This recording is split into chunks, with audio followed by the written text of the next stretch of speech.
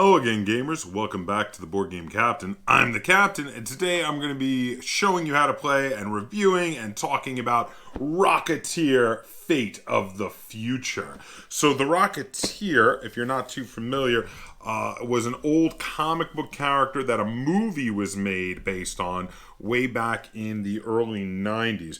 This was a movie I saw as a kid in theaters and was a big fan of. And by the way, if you're interested in, is currently available for streaming on Disney Plus. But the Rocketeer is a pulp era kind of comic book hero with a Art Deco helmet and a rocket pack.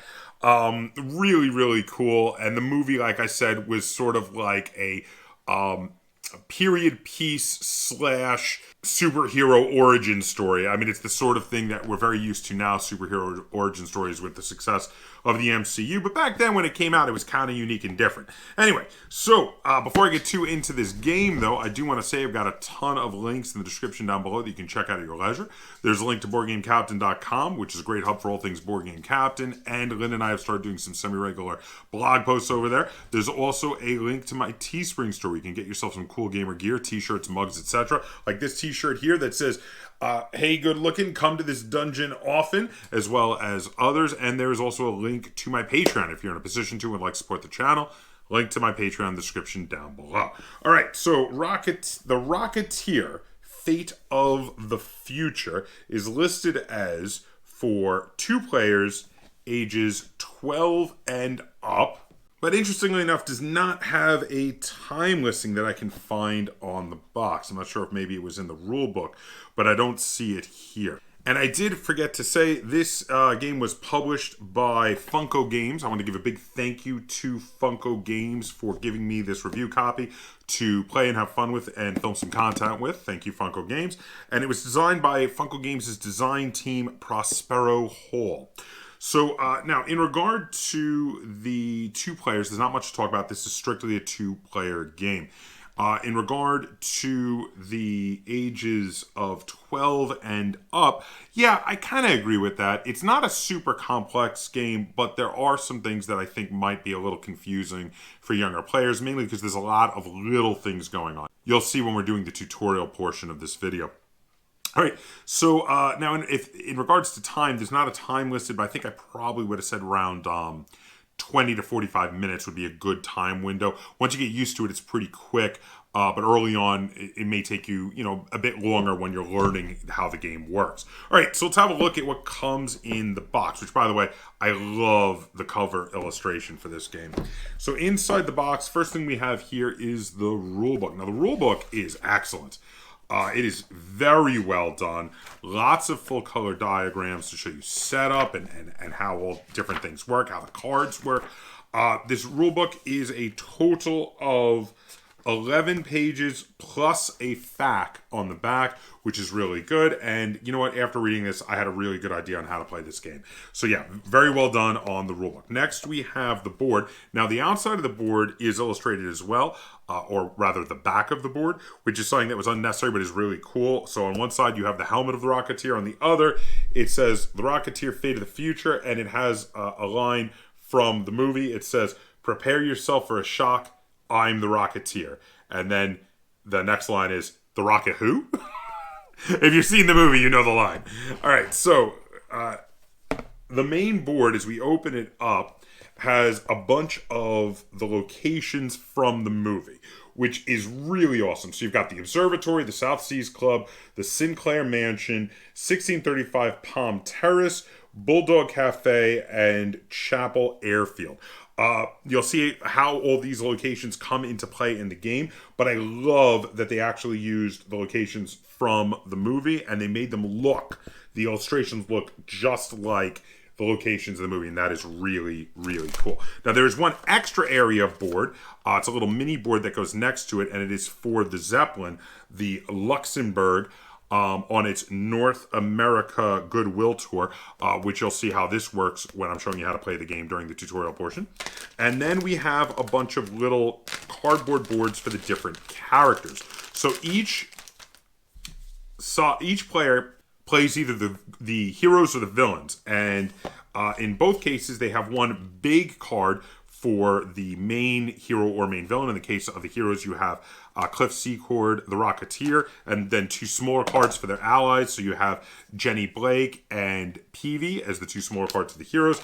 For the villains, for the big card, you have Neville Sinclair, and then 2 smaller cards for his sidekicks, which are Eddie Valentine and Lothar, though later in the game you can swap Eddie Valentine for the Secret Army, which is very cool. Next, we have a bunch of minis. There are minis for all 6 of the characters, plus the Zeppelin. So I do want to show these off. Now, the Zeppelin is really freaking cool and is a bit overboard in regard to how awesome it is for what it is, because it's basically like a little tracker to show you how close to the end of the game you are, but they made a whole miniature for it, and it's so cool. Then we have a little miniature of the Rocketeer blasting off, which is really cool. We have a miniature of Peavy with his hand on his chin while he's thinking, and we have a miniature of Jenny in her dress. Really cool detail on Jenny's miniature is that she's hiding the vase behind her back that in the movie she smashed over Neville Sinclair's head, which is really, really awesome. Sorry about that spoiler there, but I mean, this movie's quite old at this point. All right, then we have, for the villains, we have Neville Sinclair with his rapier. Of course, he was an actor and was kind of like an Errol Flynn sort of character. We have Lothar, the big towering brute that he is, holding a wrench. And we have the mafia henchman Eddie Valentine here, holding his finger out accusingly. Then we have a bunch of cardboard punch-out tokens. You've seen one of these, you've seen them all. You're going to see a bunch of these out while we're playing. And we have the decks of cards. So you have the blueprints deck, which on one side says the plans, and on the other side you have 2 fakes and the actual plans for the Rocket Pack. You have the finale cards, which give points, and I'm going to show more of these out while we are during the tutorial portion. We have which I absolutely love these, by the way, the current events deck, which is they all look like newspapers, and they give you a different event that happens each round, which really ups the replayability of this game because it makes every game varied, as well as telling you whether or not the Zeppelin moves and also where it is that you have to put the star token, which can be used to earn more points. And then there is a deck of cards for the heroes and a deck of cards for the villains. And there is a fantastic cheat sheet card, double-sided. One side goes through all the parts of the turn, which is really well done. And the other side is a quick reference for all of the symbols in the game. And that is everything. That is everything that comes in this game. Now let's head over to the table. We're going to run you through a few rounds and show you how this game is played. And then we're going to come back and I'm going to talk about how this game feels. And I'm going to rate it and review it. Okay, so here we are set up to play a game of the Rocketeer. So in order to set up the game, the first thing you got to do is decide who's going to be playing the heroes and who is going to be playing the villains. So I am playing the heroes over here, which means I collect the player boards for Cliff Secord, Peavy Peabody, and Jenny Blake. And after setting up the board in the middle of the table, I make sure to sit on the side that has the hero colors, which are red and gold. And I'm over here playing the villains, so I have Neville Sinclair, Lothar, and Eddie Valentine. And I'm on the side of the table where it's shaded bluish gray. Okay, so we set up the board in the middle of the table. We set up the Zeppelin board over here. We start with our characters at certain locations. In my case, Cliff Secord, the Rocketeer, and also Peavy start at 1635 Palm Terrace, which, if you remember from the movie, was the house that they were roommates at. And Jenny starts at the Bulldog Cafe, which is the cafe that her and Cliff used to go to. And on the villain side of the board, Neville Sinclair and Lothar start at the Sinclair Mansion, which of course is Sinclair's home. And Eddie Valentine, the momster, starts at the South Seas Club, which, if you remember the movie, was the club that he owned. The Zeppelin, the Luxembourg, starts on the space furthest away from Los Angeles, which is Lakehurst, because it is on its Goodwill trip across the U.S., so it has all its spaces that act as a turn counter towards the end of the game. We shuffle up the current events deck, which we are going to be dealing out every turn. We shuffle up the finale deck, which we are going to be getting. These are cards for points towards winning the game. And we shuffle up our hero and villains deck on each of our side of the table, and we take our reference cards. Now, the heroes start with the rocket plan. So we get 3 rocket plan cards. 2 are fake. Now, I give them 1 each to each of my heroes. The villain doesn't know who has them, but it is going to be the villain's job to find the real rocket plans and steal them from me. Generally speaking, having the rocket plans is more valuable than not having them. So once the villain steals them from me, which almost certainly will happen at some point during the game, I will be wanting to steal them back to try to get the most points before the end of the game, the Rocketeer. Now, the end of the game is triggered by the Zeppelin reaching Los Angeles. When the Zeppelin reaches Los Angeles, on that round, the Zeppelin's movement is triggered by the current events, which is one of the first things that happens during your turn. We finish out that round completely, and then whoever has the most points wins the game of the Rocketeer. So now we're going to run you through a few rounds to show you how this goes. So the first thing we do at the beginning of every round is we reveal the current event. So Lynn, flip up our current event. Now, is there a Zeppelin shown in the top? There is 1 Zeppelin. So let me show that to the camera here. So the current event cards all look like newspapers. And as you can see here, there is a story about the Luxembourg being on tour and a picture of a Zeppelin. For each picture of the Zeppelin, you have to move the Luxembourg 1 space. Okay, Lynn, so why don't you read us the events? Smooth sailing at the South Seas. Each player draws a card. Oh, okay. So we each get 1 extra card. That's nice. And then the token goes at the South Seas Club. I see. Well, that makes total sense for that particular thing. So now the token Lynn is referring to is a little star token. Whoever controls that location at the end of this round, which Lynn is currently in control of it, will be getting to draw a finale card, which is very valuable because, again, that is the main way you score points for the game. So for my first turn, I'm going to activate Jenny. So to activate Jenny, I flip her token face down on her board to show that she has already been activated, because each character can only be activated once per round. Now, in order to take actions with Jenny, I have to play cards that have her symbol in it. So her symbol is that square. So I'm going to play this card here, Pack a Wallop, because it has a square on it. Now, you can either choose to play the cards for its symbols on the side and take those actions, or you can pay the cost in clout here to do the ability. Now, I don't have any clout yet, so I'm just playing this for its actions here, which gives me a move and then a tussle. I'm going to move 1 space over here. Now, when you move to a location, you get to take that location's action, and this particular one gives me a clout, which is the main reason I'm moving there, because I would like to get a little bit of clout for future card plays. After which I'm going to play this card here, which gives can be played by any character because it has all 3 of their symbols up here in the corner. And I'm going to be again using the symbols on the side to take the actions. The first one is to move here. Moving here allows me to get 1 bit of grit added to Jenny's board. She can hold up to 2 grit. Most characters can, except for Lynn's character of Lothar, who can hold 3. That's a special thing about that character.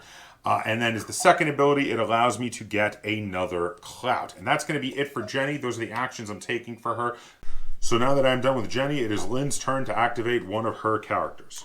I'm going to activate Eddie Valentine. And then I'm going to play this card, which gives me 3 clout for free. What? That's great. What a fantastic card. What is that one called? Triple my price. Triple my price. Wow. And I like how all the cards do have names for things from the movie. Like I played Pack a Wallop and Call the Feds. Yeah, great stuff. And then I'm going to play this card for the side abilities.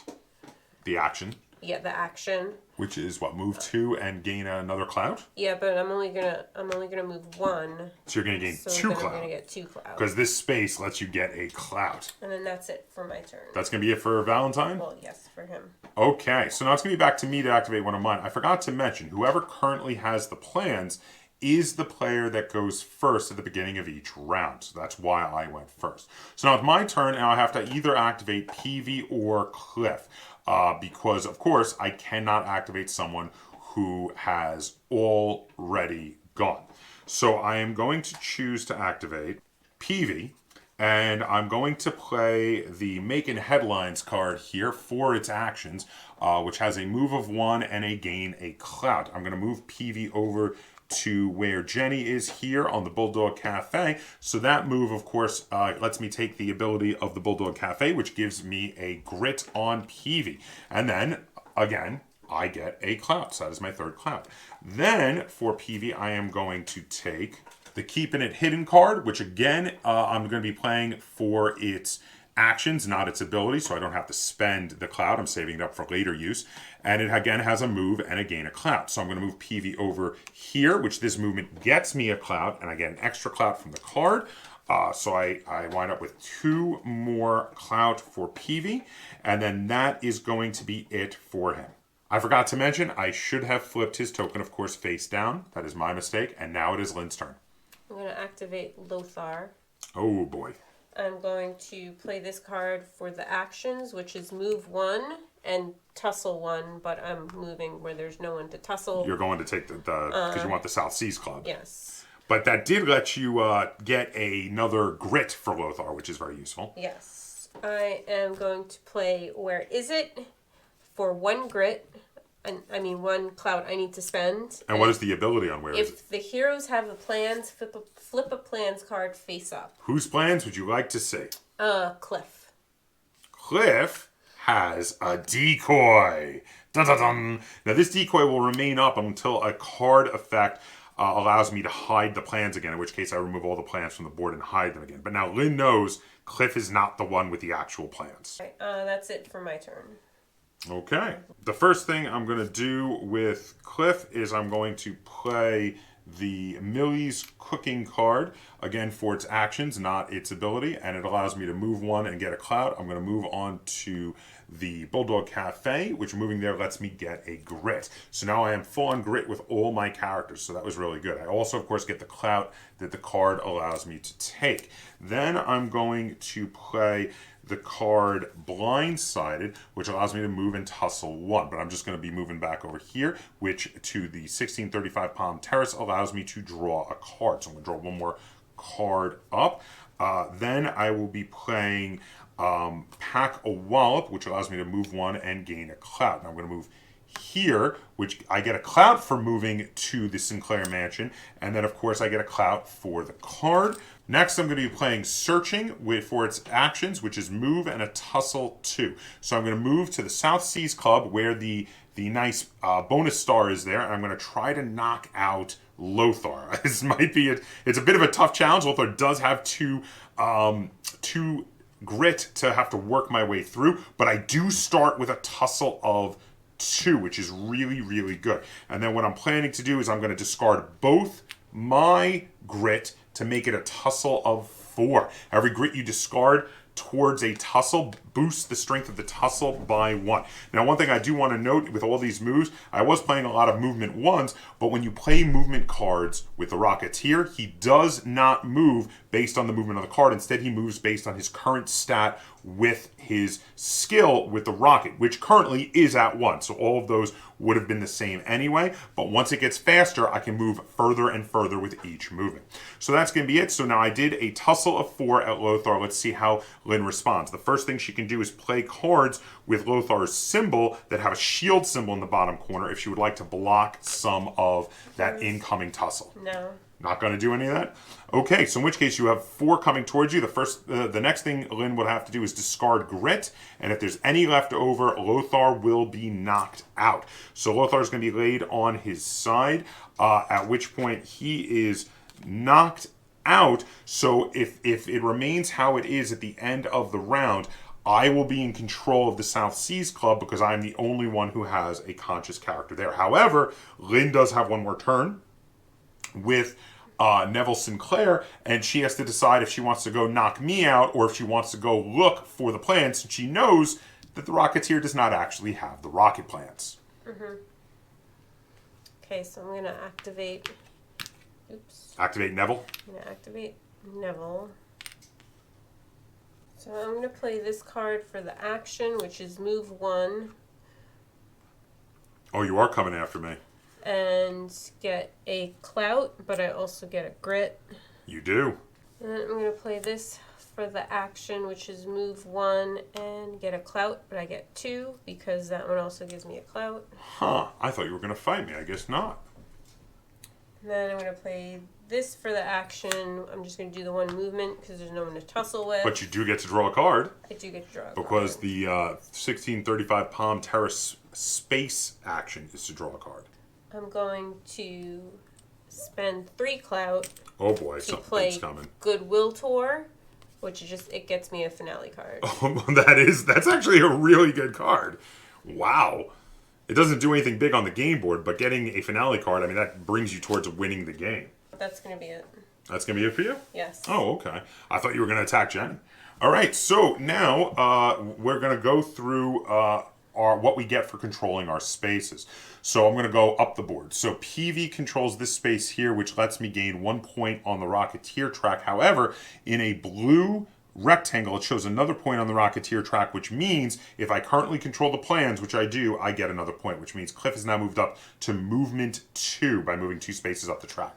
Now over here for controlling the Bulldog Cafe, I gain the upper hand token, and the upper hand token lets me draw an extra card at the end of the round. So that is really, really cool.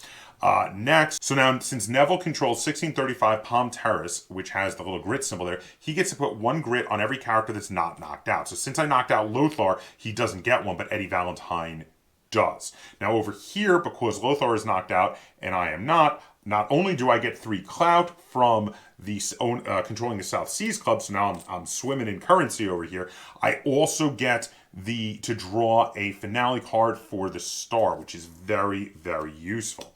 And then over here, since Eddie is controlling the observatory, he can look at one of the plans cards. If I was controlling it, I could hide the plans again. PV. PV has the plans. Now, Lynn knows where the plans are, so I am going to definitely want to be trying to hide them again next round before Lynn is able to gang up on PV. We'll see how that goes. But now, since at the end of this round, I am currently in control of the plans, I also get to draw a finale card, which is an addition to the other finale card that I got for controlling the space that had the little star token on it. Now we flip all of our tokens face down to get ready for the next round. We discard cards if we would like to. I am going to hold on to my card. Are you discarding any? I'll keep it. Okay, and then we draw up to our 7-card hand, but in my case, because I have the upper hand token, I actually get to draw up to an 8-card hand. So now we're going to flip over the new current events card and see what we got. Lynn, show it to the camera. Do we have a Zeppelin symbol? There's no Zeppelin. Oh, so the Zeppelin does not move this turn. What is the effect of the card? It says, star spotted at the observatory. All characters who are knocked out stand up. Oh, you get a free stand-up. And this token goes to the observatory. Indeed it does. Now, just a quick note, if that effect had not happened, the way to stand up is that the first card you play for that character on their turn, instead of doing what it does, will just automatically stand that character up. So now it is time for round 2. And again, I still have the plans, though they are revealed. So it is my turn to try to do something about it. So what I'm going to do, I'm going to activate Cliff, the Rocketeer. And the first thing I'm going to do with Cliff is I am going to pay 2 of my clout to do the Keep It Hidden action. Keep It Hidden says if the heroes have the plans, hide them. So I'm going to get another chance to try to hide them. I get to place them where I want. I'm going to mix them up under the table here. And I have the plans now re-hidden. So Lynn will now, again, have to try to figure out where they are. The next thing I'm going to do for Cliff is I'm going to pay 1 clout to do basic aviation, which allows me to increase his Rocketeer skill by 1, and another 1 if he currently has the if I currently have the plan somewhere, and I do, so I get to increase it 2 more points, which goes all the way up to a movement of 3 for Cliff. And then I'm going to play a little luck, but I'm playing it for the action, not the ability, which allows me to move. Now that I have a movement of 3, I can go 1, 2, 3, all the way to where Jenny is to get 1 grit back. And then I get to get 1 clout back of the clout I've just been spending a ton of. And then I'm going to play Teamwork. This particular version of Teamwork could be played by either Jenny or Cliff. It costs 1 clout, which I'm going to spend to do its ability. And it says if Cliff and Jenny are at the same location, draw a finale card. And if either is knocked out, stand them up. Now, neither of them are knocked out, but I do get a finale card, and that is pretty awesome. That is going to be it for Cliff's round, but that was a lot. He played a lot of cards. Actually, left me with only 4 cards in my hand here. Okay, I'm going to activate Sinclair. Okay. And I'm going to play this for its action, which is move 1. And gain a clout, but okay. I don't get that grit since he's full. Mm-hmm. Okay, I'm going to pay 1 clout to play Sucker Punch. Uh-oh.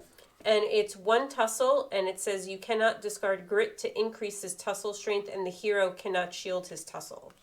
Okay. So I'm going to tussle with Cliff. All right, well, Cliff only has 1 grit to lose. He's going to lose it, but he's still standing. I'm guessing there's another tussle coming my way. Then I'm going to spend 2 clout to play my own stunts, which is a tussle 2. Ooh. And then after the tussle, Sinclair may swap locations with Lothar or Valentine. Well, that's interesting. So I'm guessing this is coming at Cliff again. Yes. I unfortunately have no shields that work for Cliff in my hand. I had them, but I spent them on Cliff's turn. Let me just show the camera what I'm talking about. These cards here with shields in the bottom can be discarded as long as the character symbol is in the top. All the ones I had with Cliff's symbol I used for him on my turn, which means Cliff is going to be knocked out. So Cliff is knocked out, and I have to reveal what he has, and Cliff had the plans. That was good, man. So now what that means is Sinclair steals the plans and is immediately going to get to swap with one of her other characters, which also means she's going to get to, if she gives it to Sinclair, move him far away. And whether or not she gives it to Sinclair, obviously, I have no idea where it is. And it's like she's playing a shell game with her characters here, getting to move them around thanks to that ability card. So who are you swapping with? I'm going to swap with Eddie. Ah, okay. Anything else with Sinclair? No, I think he's done. Okay, well, he did a lot. He did do a lot. Okay, so it's my turn. I'm going to activate Jenny. And with Jenny, I am going to play Smashing Success for its action, which allows 2 movement and gaining of a clout. So Jenny is going to move over to the Sinclair mansion, where she will also gain a clout for the space. So she gains 2 clout total.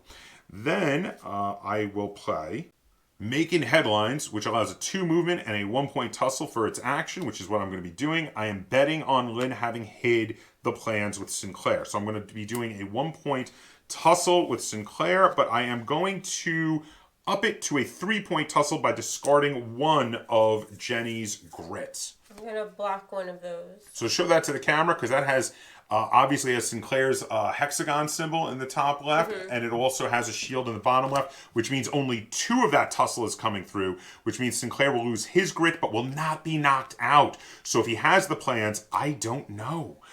So that did not work out so well with me, and then I am done with Jenny because I have no more cards I can use for her. So actually, yeah, I should have put that extra grit into that tussle. Okay, I'm going to activate Eddie Valentine.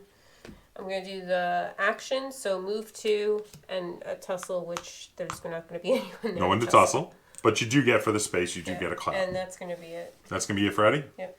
Oh, but you still have Lothar, don't you? Mm-hmm. How many cards do you have left? 2? 2. Oy. I'm going to try a bit of a gamble here. I'm going to be activating Peavy, and I'm going to spend 1 clout to play a Little Luck. A Little Luck says, discard the top card of your deck, and if it had a symbol for PV on it, then I get to draw a free finale card and increase Cliff's rocket skill by 1. So let's hope for a PV. It had a PV symbol. That's fantastic. So I get to draw a finale card. Very cool. And I also get to increase Cliff's rocket skill by 1. He is still in the 3 spaces a turn, but he's only 1 away from having the max, which is 4 spaces a turn. Then I'm going to play the final card for PV, which allows a move and a gaining of a clout. So I'm going to move him over here, and I'm going to gain 1 clout back, and my hand is empty now. So now it is Lynn's turn, and I've got no defense if she wants to knock out some of my characters. Let's see how this goes. Okay, well, I'm activating Lothar. I'm going to play this just for the action, so I'm going to... It's a move 2, but I'm only moving 1. Uh-huh. And I get a clout from the space, and it also gives me a grit from the card. Okay. I'm going to pay 1 clout to play Brute Force. What does that one do? It gives 1 tussle, but for each grit discarded, increase tussle strength by 2 instead of 1. Oh boy. So I'm gonna discard his 1 tussle for a tussle of 3 against Jenny. Okay, Jenny is going to lose her last grit and be knocked out. But the reason Lynn is doing that, obviously, is specifically to have me not competing for those spaces and having to use some of my cards next round to be able to stand up again, because I already don't have the plans. Lynn has already taken the plans from me. So now we're going to move to the gain reward step. So Lynn gets to get a finale card because now Lynn controls the plans, not me. So go ahead, Lynn, you take that. And then we're going to go up the board here. Now over here, I'm the only person with anyone on the Bulldog Cafe, so I will maintain my control over the upper hand. However, Lynn is the only one with control over with any control in the Sinclair Club, and Lynn has the plans, which means Lynn gets to recruit a soldier for her secret army, which she puts on Sinclair's card, and also gets to recruit an extra one for controlling the plans currently. Then Lynn currently has the observatory, and the observatory is where the star was, so Lynn gets to draw another finale card for the star. If she wanted to, she could remix up where the plans are. None of them have been revealed, though. So the only reason she might want to do that now is if I correctly guessed that it was, in fact, with Neville Sinclair. But otherwise, probably not going to. So that's going to be the end of that round.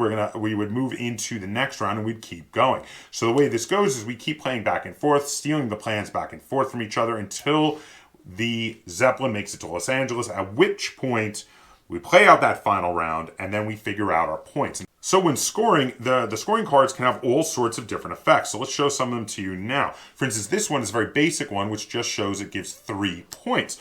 But this next one here gives 0 points, but plus 1 point for every 2 clout you have at the end of the game. Which, as you can see, I was stockpiling tons of clout, and the reason was I'd gotten that card pretty early. I also have one that says plus 1 point for each of your characters who is not knocked out.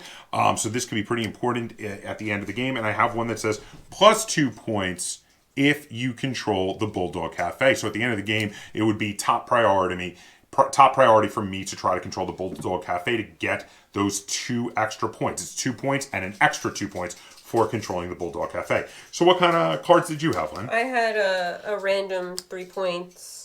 2 points if I controlled the observatory. Well, it's 2 points and another 2 points for controlling the observatory. And then this one where if it's the points are equal to the number of soldiers on the game board, and if you're the hero, the points are equal to the current rocket skill.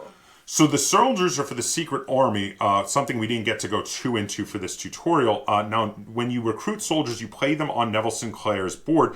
At any point in which he has enough that he would like to reveal his secret army, he can use one of the recruiting soldier cards to, instead of just recruiting a soldier, he can use it for its ability to both recruit a soldier and then have them come out on the board. Now, the soldiers take the place of Eddie Valentine, because if you remember from the movie, once he revealed his secret army, Eddie Valentine no longer worked with him.